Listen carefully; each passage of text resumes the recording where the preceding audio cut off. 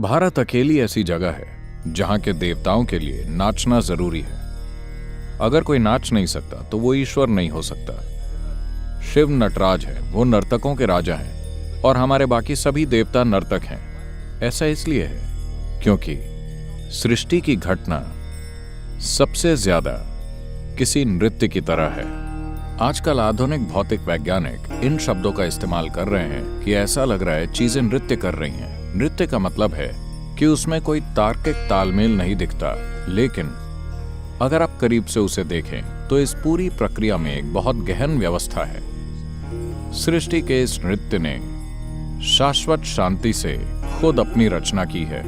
सृष्टि के इस आनंद को प्रस्तुत करने की कोशिश में हम इस आयाम को नटेश या नटराज कहते हैं, जो शिव के सबसे महत्वपूर्ण रूपों में से एक है। क्योंकि सृष्टि एक नृत्य है, इसलिए हमने कहा कि ईश्वर एक नर्तक है।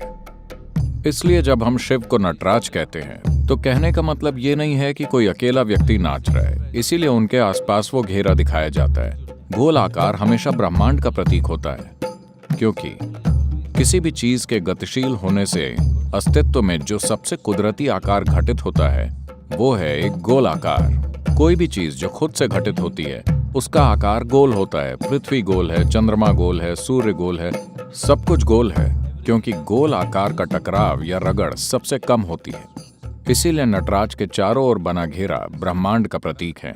वो एक ब्रह्मांडीय नर्तक है। उनका वर्णन हमेशा इसी तरह किया जाता है।